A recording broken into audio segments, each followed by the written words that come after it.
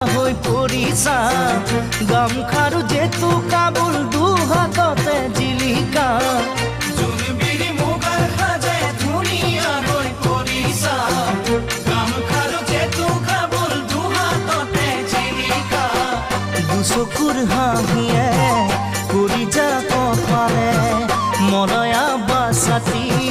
তোমাক পাই বলিছে মন নদীখন তোমাক চাই বাঢ়ে বগী তৰা কিনো পিৰিতিৰে লগাল